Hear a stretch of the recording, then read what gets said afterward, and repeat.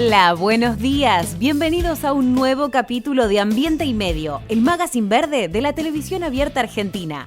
Hoy vamos a hablar de mascotismo, de carreras de galgos, de clonación y de tracción a sangre. Todos temas vinculados a la compleja situación del maltrato animal en la Argentina. Pero antes, pasamos por el top 3 de Ambiente y Medio. Hoy vamos a ver cuáles son los animales más vendidos por los traficantes de fauna.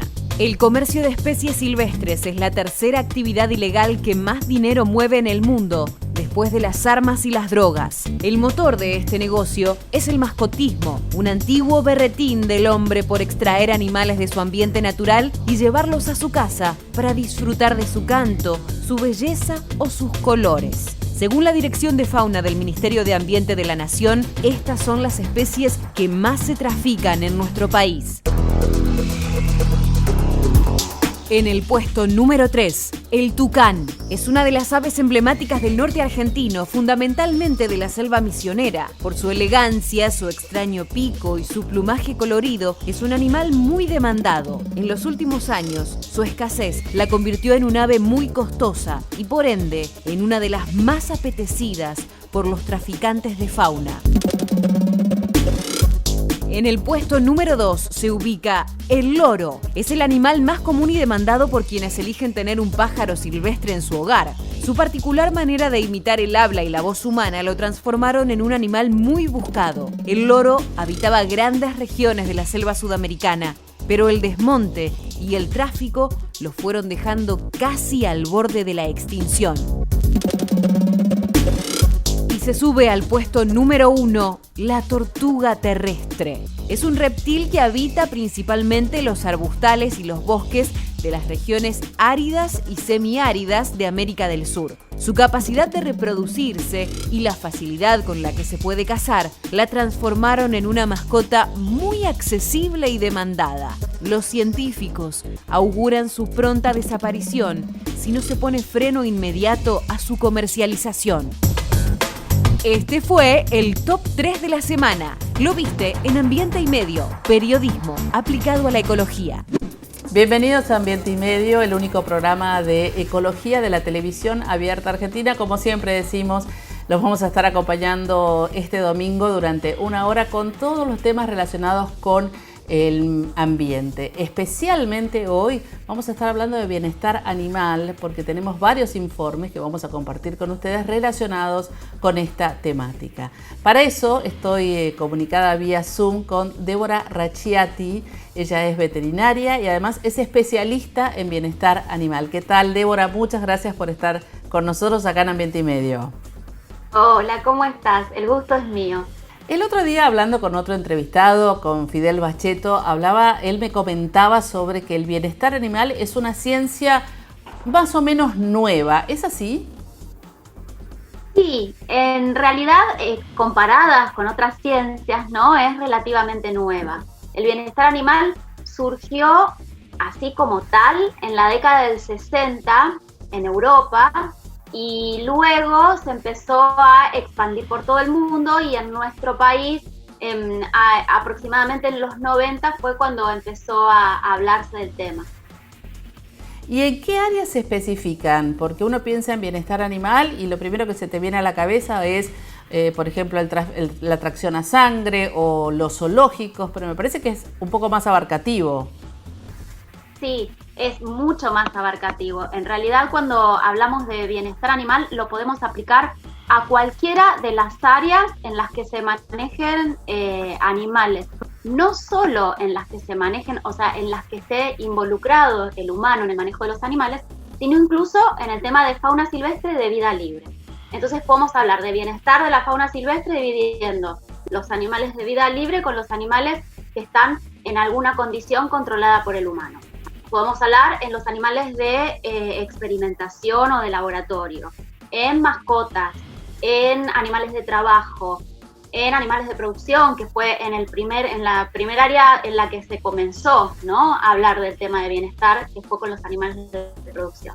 Los animales son seres sintientes, esto está científicamente comprobado, es decir, que son capaces de sentir dolor, pero no solo de sentir dolor, sino de atravesar diferentes emociones, diferentes estados mentales que pueden ser positivos o negativos. Un estado mental positivo, por ejemplo, es el placer, ¿sí? Y un estado mental negativo es la frustración, el miedo, la ansiedad. Entonces, una vez que esto está comprobado, es nuestro compromiso ético implementar bienestar animal en todos los ámbitos, incluido el de la producción, por supuesto. No solo es beneficioso para el animal de por sí, sino que esto trae un montón de beneficios aparejados, desde la calidad de los productos, el rendimiento, hasta, por ejemplo, la disminución en el uso de los antimicrobianos, que hoy es un problemón que se presenta en todo el mundo. La producción animal es uno de los ámbitos en los cuales se puede trabajar en este tema, y justamente el bienestar animal lo que hace es disminuir la necesidad de uso de antimicrobianos, con lo cual hay un montón de ventajas, incluso para el bienestar de las personas que trabajan con los animales, que ellos también van a estar en mejores condiciones. En el 2016 se presentó a nivel mundial, en un congreso que realizó la Organización Mundial para la Salud Animal en México, se presentó el concepto de un solo bienestar, ¿sí? Que sería un concepto primo del de una sola salud o una salud que no busca reemplazarlo, sino complementarlo. Cuando el ambiente está bien, ¿sí? Es un ambiente sustentable, es un ambiente cuidado, esto repercute en animales que estén bien y en personas que estén bien. Una de las últimas preguntas que te voy a hacer tiene que ver con a veces las mascotas abandonadas, los perros callejeros, los gatos callejeros, la proliferación de perros y gatos por un lado, y también las actividades deportivas relacionadas con los animales. Yo sé que con todo lo que acabas de decir, el cuidado debe ser extremo, pero desde lo social, ¿cuál es el consejo o qué le dirías vos a las personas? Lo más importante es que tenemos que ser responsables en nuestro trato hacia otras especies, porque nosotros como seres humanos estamos acostumbrados a tener esta visión antropocéntrica, ¿no? El ser humano en el centro y luego todo lo demás. Y muchas veces analizamos nuestro entorno desde esa visión antropocéntrica, pero es necesario ponerse en el lugar de las otras especies, porque las demás especies perciben el entorno, perciben el ambiente de una forma diferente a la nuestra. El bienestar es el estado de cada animal en relación a sus intentos por hacer frente al ambiente. Y cómo perciben ese ambiente es central. Un caballo percibe los sonidos, los colores, las luces, los olores igual que yo, claramente no. Entonces es importante ponernos en ese lugar. Y esto también pasa con las mascotas y con cualquier especie. Cuando nosotros nos podemos poner en el lugar del otro animal realmente e intentar entender el mundo como lo entienden las otras especies, es cuando vamos a darnos cuenta cuáles son los factores que los estresan, que afectan su bienestar, y los vamos a poder prevenir. La decisión de tener un animal, por ejemplo, para evitar que termine abandonado y que termine en las calles, o de cómo actuar ante un animal en la calle, tiene que ser una decisión bien tomada. No son un juguete, no son un adorno, ¿sí? Y parte de esa decisión bien tomada incluye, bueno, a ver, antes de tomar esta decisión me voy a acercar a hablar con un veterinario y le voy a preguntar cuáles son las cosas que yo tengo que tener en cuenta. ¿Mi casa está preparada? ¿Mi familia está preparada? ¿La dinámica de esta familia es apta para tener una mascota? ¿Cómo vamos a tener que cambiar esa dinámica en función de este nuevo miembro que va a llegar a la familia? ¿Sí? Mucha de la gente que se preocupa por el bienestar de los animales de producción, de los animales deportivos, de los animales de experimentación, cree que porque aman a sus mascotas ya es suficiente para que estén bien, y no analizan qué es lo que nosotros hacemos con nuestras mascotas, ¿no? Y esto es central. Tenemos animales que en muchas situaciones están todo el día en un ambiente reducido, que dependen de nosotros para poder salir a hacer sus necesidades, cosas que son básicas y que uno no los pensaría, pero realmente es cuestión de ser responsables en todos nuestros actos, con la naturaleza y por supuesto con las otras especies que forman parte de la naturaleza. Muchas gracias, Débora, por haber estado en Ambiente y Medio. Por favor, muy gracias amable. a ustedes por invitarnos. Nosotros seguimos con más Ambiente y Medio. Bueno, me vine a lo que es la ex Ruta 9 porque algunas personas, incluyendo miembros de Ambiente y Medio, me dijeron que por acá se pueden ver carros de recuperadores urbanos jalados, empujados por caballos. Este es un tema muy sensible, es un tema muy complejo y podría ser un ejemplo de algunas cosas que suceden en Argentina. Así que voy a tratar de ser muy respetuoso y cuidadoso. Pero primero me voy a correr de acá, así me escuchan mejor y no hay tanto auto alrededor mío. Bueno, como ya saben el concepto de bienestar animal, voy a ir derechito, sin escalas, a tracción a sangre, que como su nombre lo indica, consiste en el uso de la fuerza de un cuerpo biológico para mover una carga. En este caso, los cuerpos que mueven los carros. ¿Que quiénes son los que mueven? Los caballos, los burros y por supuesto las personas, porque también usan su fuerza para moverlo. Para que se den una idea, en promedio muere un animal por día en cada ciudad del territorio argentino.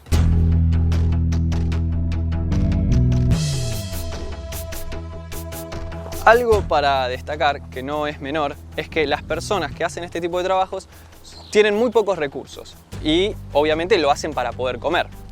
Por ende, los animales que son usados en estos trabajos tampoco viven en las mejores condiciones. Yo sé que es una obviedad, pero es importante destacarlo. Y hablando de trabajo, la recuperación de materiales de la basura es un trabajo informal. Es decir, que acá nadie les paga un sueldo. De hecho, los trabajos informales tienen condiciones bochornosas, así, completamente bochornosas. Y esto es muy importante para hablar de tracción a sangre porque significa que no se está regulando el trabajo de miles de personas y que en algunos casos usan animales para hacer trabajos forzosos.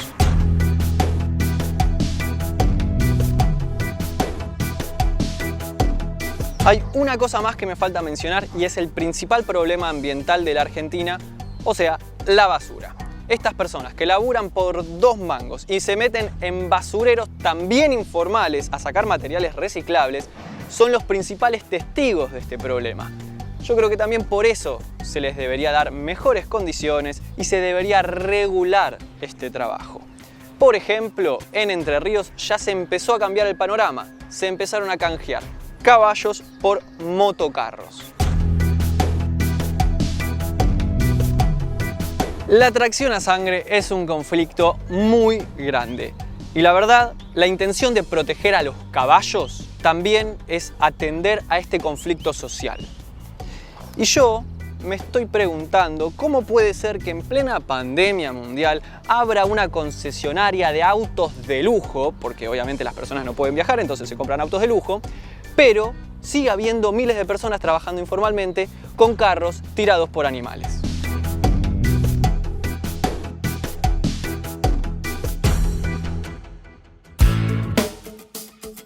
No te muevas de ahí, en el próximo bloque vamos a hablar de mascotismo, pero fundamentalmente de su relación con el maltrato animal, el tráfico ilegal de fauna silvestre y la extinción de especies en el mundo.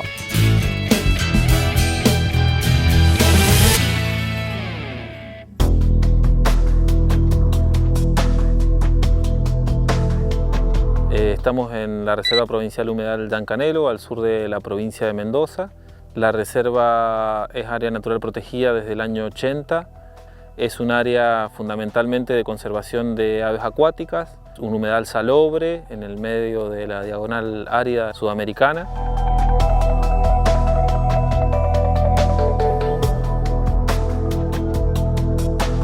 Llancanelo fue declarada como sitio Ramsar en el año 95.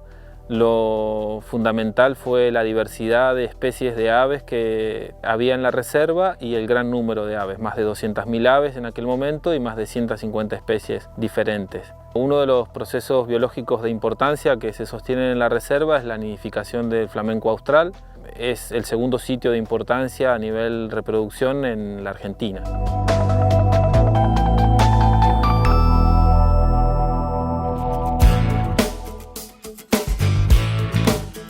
Quédate, ya volvemos con más Ambiente y Medio, el magazine verde de la televisión abierta argentina.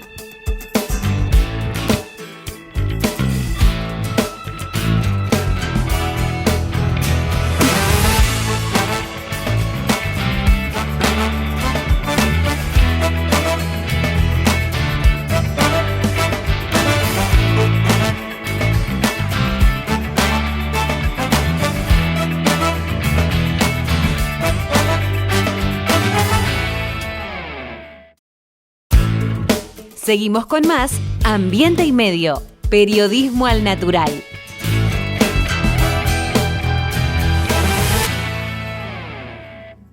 Si estuviste en contacto con un caso positivo de coronavirus, hacete el test. Para más información, entra a buenosaires.gov.ar/test o chatea con la ciudad al 11 50 50 0 147. Cuidarte es cuidarnos. Buenos Aires Ciudad. BA Group, desarrollando tu capital filosófico.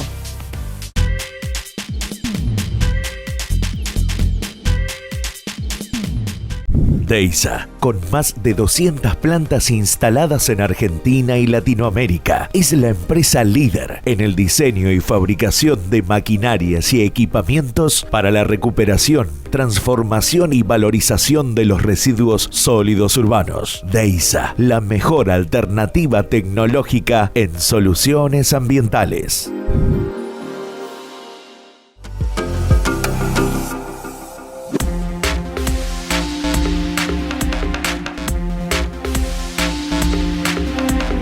Cada tanto repito algo que me gusta decir, que es que no estamos solos en el mundo. No estoy deslizando la posibilidad de que haya vida en el espacio, no me voy a meter en ese lío. Estoy hablando de los animales. Tanto ellos como nosotros, todos tenemos derechos. Tenemos derecho a vivir bien, a ser felices, ¿por qué no? Y a vivir donde nos corresponda. El ser humano es una especie que ha evolucionado a lo largo de miles de años hasta llegar a adaptarse a lo que es hoy, capaz de sobrevivir a cualquier situación climática o a sobrevivir en cualquier naturaleza. No así los animales, o no todos. Porque si uno, por ejemplo, propone sacar a un oso polar de la Antártida con menos 45 grados bajo cero y llevarlo a la yunga jujeña con 50 grados de calor, te dicen, pero vos estás loco. Pero no te dicen lo mismo cuando se trata de una tortuga terrestre, por ejemplo, que se la arranca de su hábitat y se la trae a un departamento en Montserrat sin balcón. Y así con un montón de animales, no solo en la ciudad de Buenos Aires, sino a lo largo de todo el país y a lo largo de todo el mundo, especies que son arrancadas de su hábitat natural y pasan a funcionar de mascotas. Digo funcionar porque el tema de hoy es mascotismo. Y con la ayuda de un veterinario vamos a ver cuáles sí son mascotas, cuáles son animales domésticos y cuáles no. Pero tengo un mejor lugar para hablar de esto y es en mi propia casa. ¿Con quién? Con mis mascotas. Pase y póngase cómodo.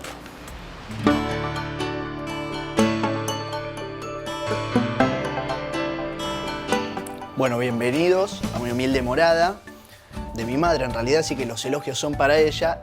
Les presento a Toto y a Rambo. Y Merlo, que es mi gato, que está por ahí dando vueltas, que seguramente ya lo van a encontrar. Vamos a empezar poniendo en autos la problemática. El mascotismo es la tercera causa de extinciones en animales.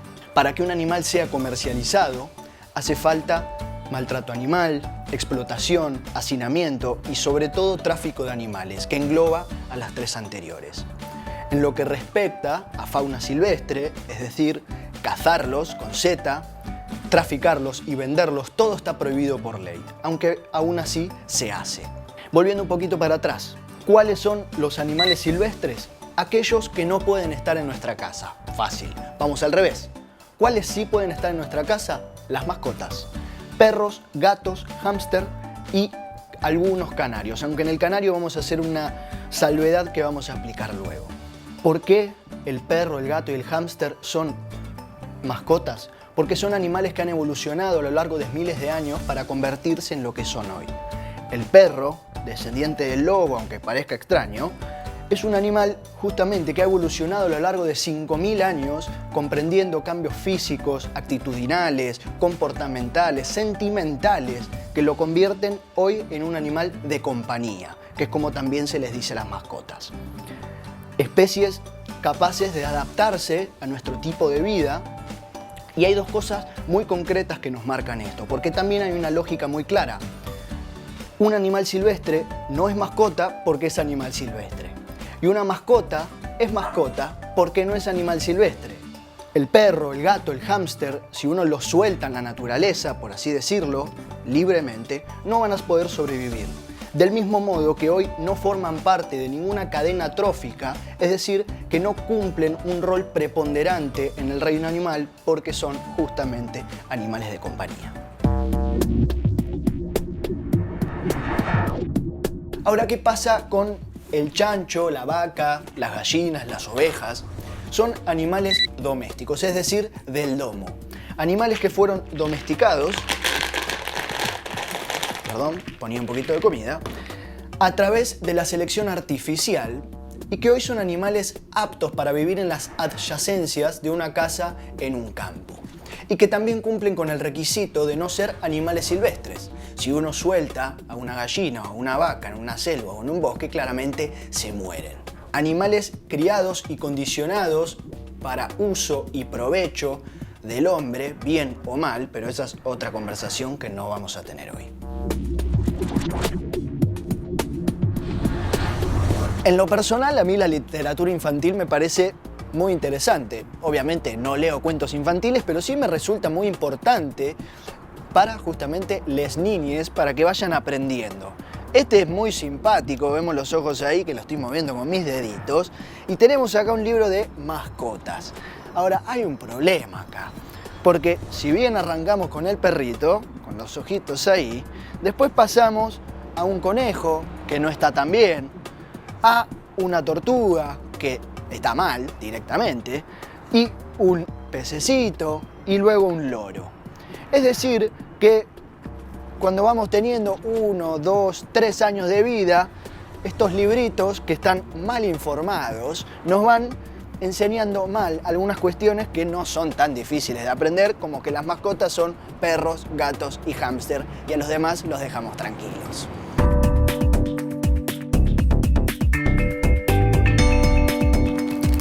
Vamos a alimentar un poquito el espectáculo y vamos a darle un huesito, si es que logro sacarlo, porque está difícil. Ahí va. Pongo acá, señores, uno para cada uno.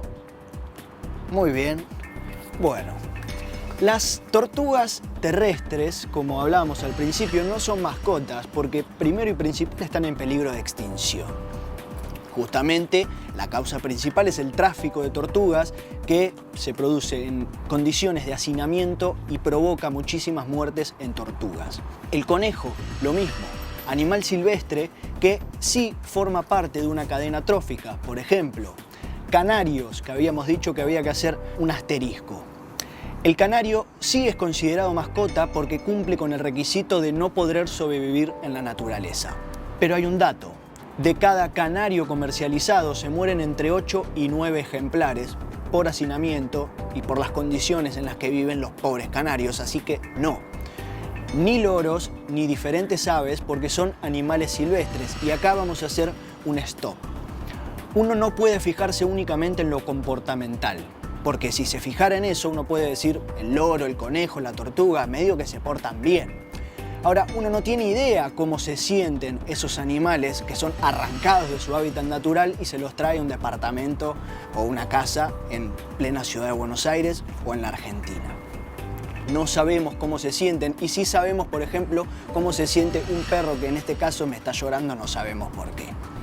Ni hablar de monos que suelen hacer de mascotas en muchas provincias, sobre todo en el norte de Argentina, cosa que está mal porque son animales silvestres. Y ni que hablar de los llamados animales exóticos que muchas veces son comprados por los multimillonarios para ostentar su dinero.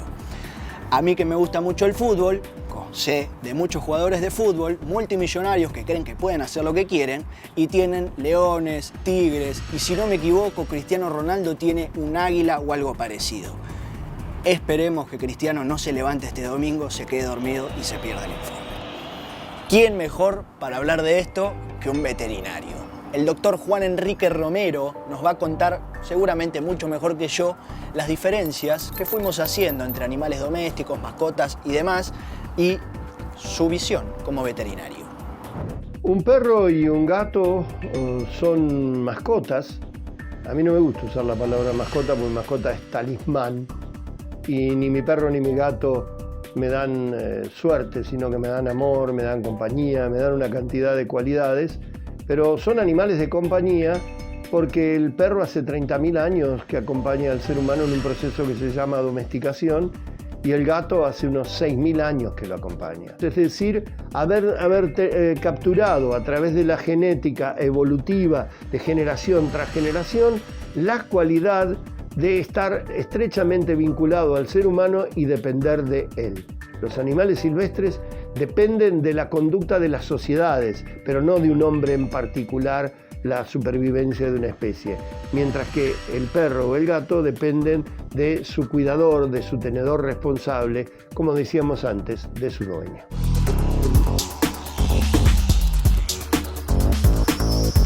Lamentablemente no les voy a poder mostrar a Merlo porque no es muy afín de los movimientos bruscos y de las personas nuevas y de las cosas nuevas, así que ni cerca nos pasó esta tarde. Pero vamos a cerrar con 3 cositas. Por un lado, enfermedades. Por ejemplo, las tortugas que tienen una bacteria muy particular que puede ser transmitida como enfermedad a otros animales y al ser humano, entre paréntesis, zoonosis, no sé si les suena en esta pandemia, que también hay que prestarle mucha atención porque efectivamente puede ser muy peligroso. Segundo, hay leyes que prohíben el tráfico de animales y la tenencia de animales silvestres en nuestros hogares. No hay una ley concreta que diga que no podés tener un león en tu casa, lo cual me pregunto, ¿es necesario que haya una ley que diga que no podés tener un león en tu casa? Me parece importante apelar un poquito a la ética en este caso. Y por último, ¿para qué tener leones, tigres, monos, elefantes, animales exóticos cuando hay un montón de perritos y gatitos en adopción que buscan hogares y que pueden tanto brindarnos amor como brindarles amor a ellos?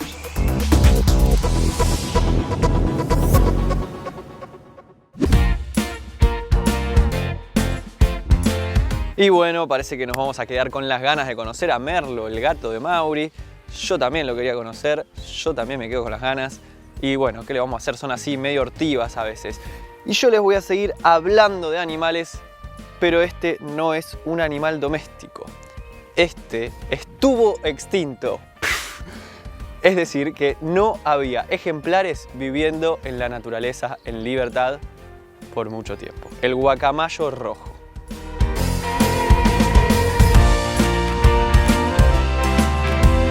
Hacía más de 150 años que no se registraban guacamayos rojos en las selvas del noreste argentino. Ahora, en 2020, contra viento y pandemia, nacieron los primeros pichones de guacamayos rojos en silvestría, en plena naturaleza. Y para hacerlo hubo un proceso muy arduo y muchísimo trabajo que tuvieron que realizar muchas personas, de hecho. En 2015 empezaron a llegar ejemplares provenientes de zoológicos como el de La Plata, como el de Buenos Aires o el de Córdoba, y estos ejemplares no sabían ni volar, no sabían desenvolverse en el medio ambiente y hubo que enseñarles todo, desde volar, comer frutos nativos, evitar depredadores y hasta hacer sus propios nidos.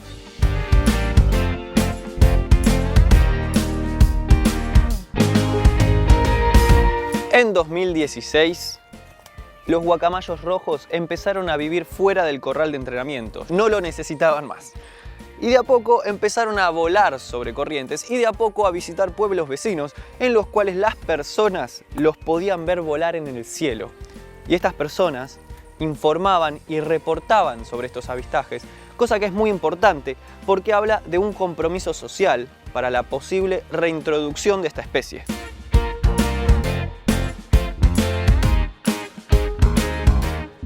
Bueno, cuestión que los procesos de reintroducción son bien complicados y no están terminados hasta que las especies reintroducidas se empiezan a reproducir.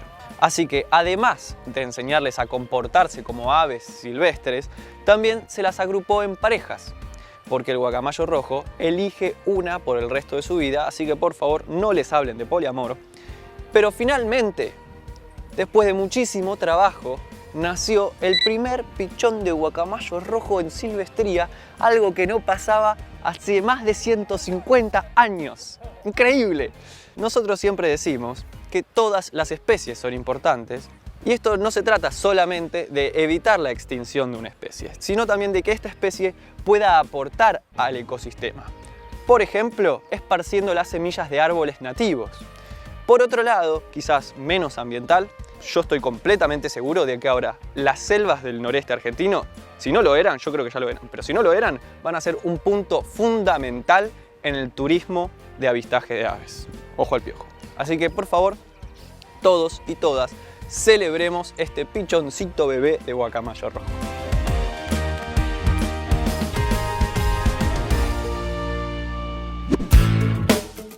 Quédate ahí porque en el próximo bloque vamos a hablar de los resultados que tuvo la ley que prohibió las carreras de galgos en Argentina. Vamos a hacer un recorrido por sus logros, pero también por lo que aún queda por hacer.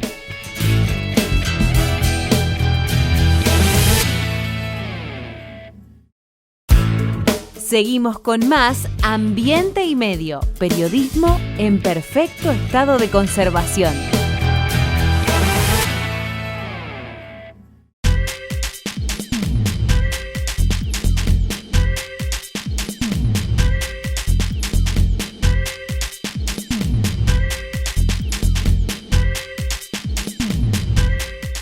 Grupo Petersen, desde 1920, construyendo el país.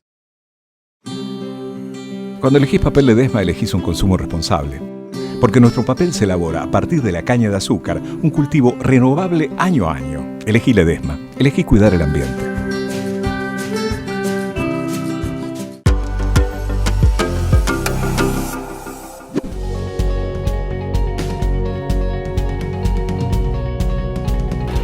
Como verán, hoy es un programa de animales. Antes hablamos de mascotismo, siempre en pos del bienestar animal. Un bienestar animal que nos explicó Gaby bien con su entrevista hace un ratito. Y que si hablamos de bienestar animal, vale recordar el que es considerado como el hito de mayor trascendencia en la historia del animalismo en la República Argentina. Estoy hablando de los que dicen ser los mejores amigos del hombre. Los perros, en mi caso Toto y Rambo, pero en este caso estoy hablando de los galgos. El 16 de noviembre del 2016 es la fecha en la que se considera que los galgos recuperaron su libertad, según auguraron muchas organizaciones protagonistas del asunto. Desde ese entonces, la prohibición de todas las carreras de perros en todo el territorio argentino se convirtió en ley.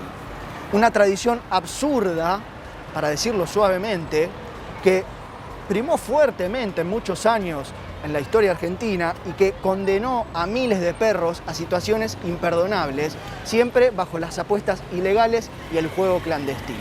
Hoy vamos a hacer un repaso de esa ley, de los logros y por supuesto de lo que aún falta y mucho más, como siempre.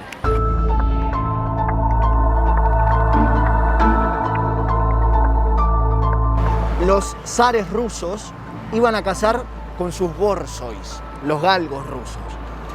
Tanta era la identificación con estos perros que se cuenta que en la revolución bolchevique se los masacró a todos justamente por estar tan relacionado con los zares. Esbeltos y elegantes, capaces de llegar hasta 85 centímetros de altura, empezaron a gustar en la burguesía europea y así, se cuenta, llegaron a Buenos Aires. Alfredo Lepera, un día de 1927, volvió de París con varios de estos borzois y se cuenta que le regaló 2 a Gardel. De hecho, hay una foto con Gardel y 2 de estos perritos. Todo esto para mostrarte esta estatua de bronce hecha por un escultor napolitano en homenaje y en honor a esta especie de muchísimos años, con mucha historia, y un perro muy particular también por su fisonomía. Y justamente por su fisonomía es que se los empezó a utilizar como sujetos de carreras de apuestas ilegales. Y con ello el horror.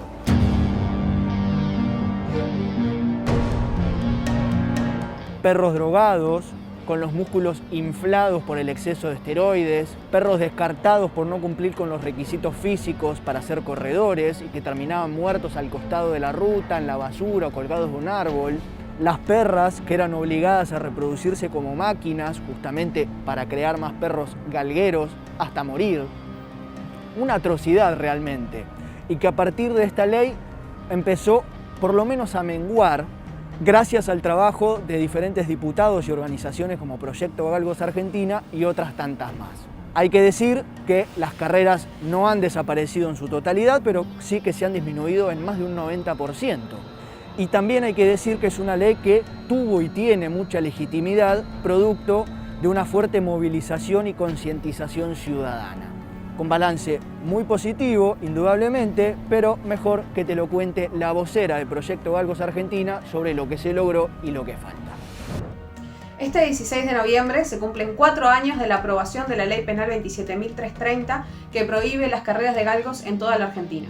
Desde ese momento a esta parte se han conseguido aproximadamente un 97% de erradicación de las carreras de galgos en todo el territorio y existen algunas clandestinas express que son mínimas y están absolutamente controladas. Desde el 2016 a esta fecha, Proyecto Galgo Argentina, que impulsó esta prohibición en todo el país, está trabajando también en los países limítrofes, en Uruguay, en Chile y en Brasil.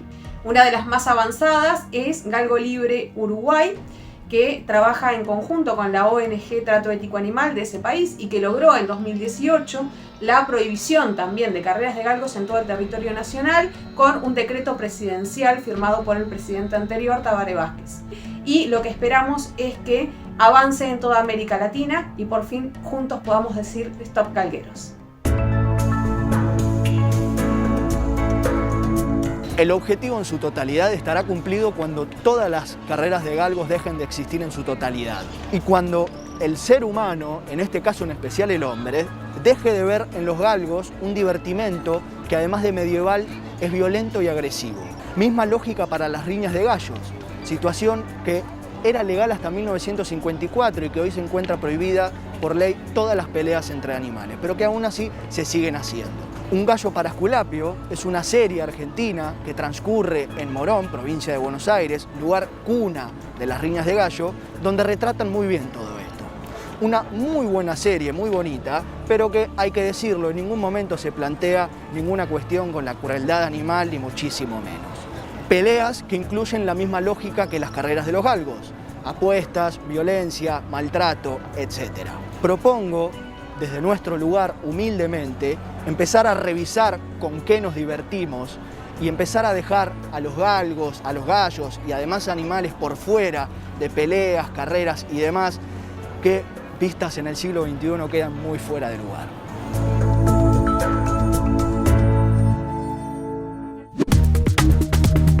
La lucha contra la extinción de especies ha sido una de las banderas ambientales más destacadas de las últimas décadas. En esa batalla se han destacado fuertemente la pelea contra el tráfico ilegal de animales silvestres y el control de la tala indiscriminada de bosques que sigue destruyendo vidas y ecosistemas. Sin embargo, hace poco la ciencia puso una nueva carta sobre la mesa: la clonación de animales en peligro de extinción.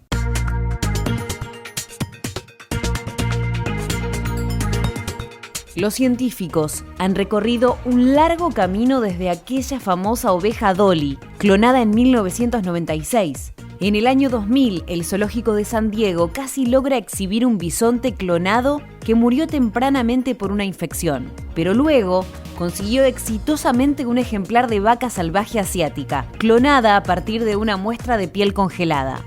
Años después, en China, se realizaron experimentos con monos. Apenas comenzado el siglo XXI, la Argentina también ingresaba al selecto grupo de países avanzados en esa tecnología. En agosto de 2002, un grupo de científicos argentinos anunciaba al mundo que acababa de nacer Pampa, una ternera clonada en nuestro país.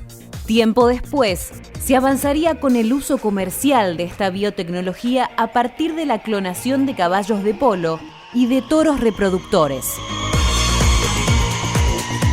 Sin dudas, lo que la propuesta tiene de extraordinaria también lo tiene de polémica. El aporte de la biotecnología y la genética al servicio de la conservación de especies en peligro de extinción podría ser extraordinario.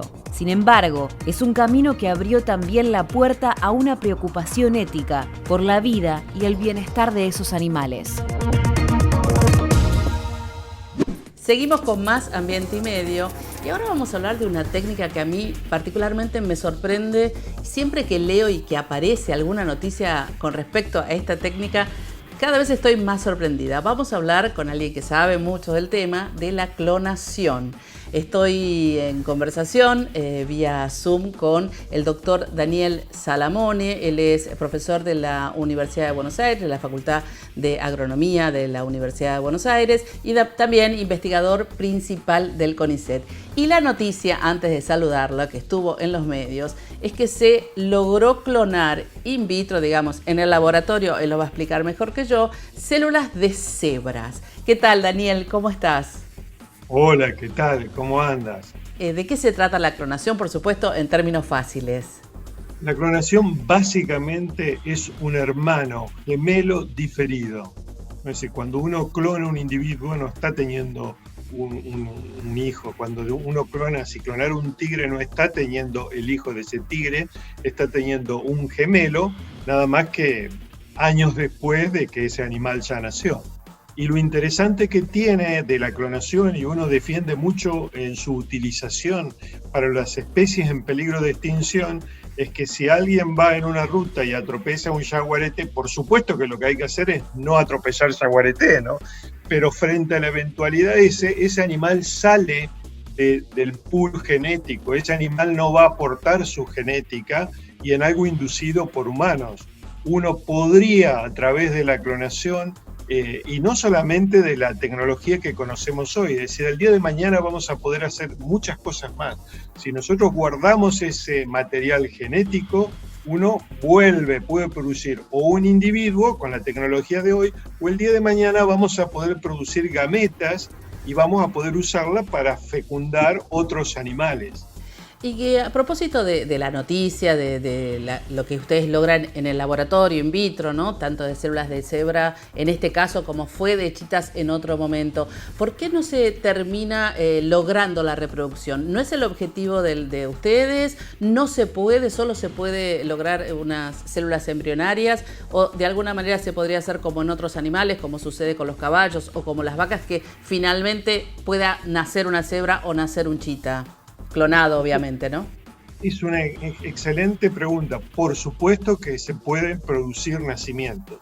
Ahora, para producir esos nacimientos hay varios componentes. El primer componente es que no son tanto las receptoras, ¿no? Es decir, es muy importante quién va a llevar adelante la gestación. Cuando dos especies están muy emparentadas, por ejemplo, un caballo y una cebra, el caballo puede llevar adelante una gestación de una cebra. Pero, por ejemplo, o en el caso de... nosotros trabajamos mucho con yak. Acabamos de implantar un montón de embriones de yak en vacas. Con la esperanza... Perdón, ¿qué es yak? Explicar a la audiencia, es un tipo de bovino, ¿no? El yak es un bovino de las alturas que es muy popular en el Tíbet. Acá, no sé si saben todos, se filmó una película, 7 años en el Tíbet, en que participó Brad Pitt muchos años atrás, y bueno, Hollywood trajeron yak al país, trajeron 10 yak, y es muy interesante porque es un animal que se adapta a las alturas, ¿no? Entonces, bueno, nació alguna cría de yak en el país, por supuesto cuando nació la llamaron Brad Pitt a este animal, y terminó su vida en un zoológico. Bueno, desgraciadamente después del periodo biológico de muchos años, este animal murió y tenemos material genético. Ahora, por ejemplo, una vaca le costaría llevar una preñez de un búfalo, por ejemplo. Pero si tuviera, digamos, o provocábamos algún artilugio en la placenta, tal vez las vacas podrían llevar. Nosotros, por ejemplo, ideamos un método que podemos producir una cría a partir de más de una célula. Es decir, formamos un embrión con varias células. Y esta tecnología mejora muchísimo la viabilidad, la preñez de los animales, pero aparte tenemos preservado material genético.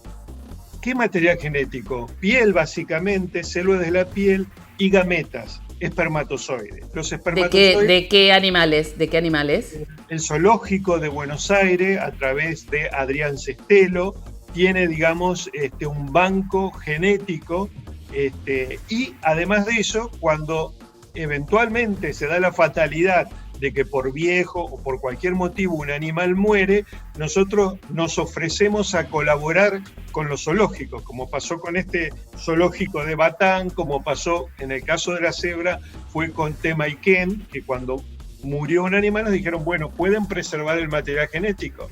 Entonces preservamos el material genético. Todo zoológico que tiene un animal, toda persona que tiene un animal, de alguna forma debería preservar ese material genético hoy. Después podemos decir por qué es tan importante esa preservación. Una ya la dijimos, mantener la biodiversidad. Pero la otra cosa que nosotros empezamos a hacer es generar la información básica a partir de eso que fue preservado. Entonces, por eso estamos haciendo muchas cosas en el laboratorio, porque lo que queremos, el día que nosotros generemos animales, que sean animales saludables, que no tengan problemas. Justamente hace unos años atrás se clonó el primer perro de la Argentina y el único hasta ahora clonado en Sudamérica. Se hizo a partir de un animal que nosotros habíamos preservado el material genético. Ahora bien, nosotros con ese dinero que cobramos lo usamos justamente para estos proyectos en animales salvajes que jamás conseguimos financiamiento, ¿no?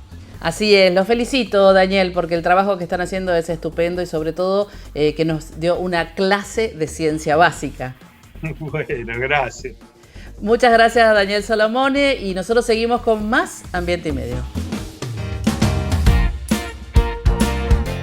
Si yo les pregunto cuál es el top 3 de los perros más famosos de la televisión internacional, ustedes probablemente en uno de esos 3 incluyan a Ayudante de Santa. Que no es casualidad que la familia de las familias más famosas de la televisión internacional lo adopte después de verlo correr una carrera y que su dueño lo maltrate. Así es, señoras y señores, Ayudante de Santa, el perro de los Simpsons, es un galgo. Para seguir un poco con el impulso de hoy, o el envión, como quieran decirle, les voy a recomendar Yo Galgo, un documental con el que vamos a llorar, un poquito puede ser, y se basa en los galgos, estos perros, pero ¿en dónde? En los pueblos más tradicionales de España. Nos van a hacer una contraposición de lo que es la cultura, esa cultura, la tradición de hacer correr a los perros, maltratarlos, criarlos para el propio beneficio, y también van a estar las voces de la gente que los recupera, que los adopta, los trata bien, y por supuesto unas imágenes de estos perros hermosos que nos va a dar mucha pena por un lado, vamos a querer tener cientos de perros al lado nuestro todo el tiempo. Entonces, los vamos a poder ver en acción, vamos a poder ver las cicatrices que tienen de los maltratos, la nueva vida en algunos casos, y nos va a dar como un marco internacional de lo que pasa con estos perros. Muy importante, si querés adoptar un perro, trata de que sea un perro callejero, recuperado, en adopción. Si es un galgo, está muy bien, pero no compres un perro porque hay cientos de perros que buscan casa, que están en muy malas condiciones. Y antes de que me olvide, si tenés ganas de volver a ver este programa, si llegaste tarde y lo querés ver desde el principio, lo podés volver a ver en YouTube o en la web ambienteymedio.tv. Y no te olvides de seguirnos en las redes sociales, @Fundación Ambiente y Medio. Nos vemos la próxima.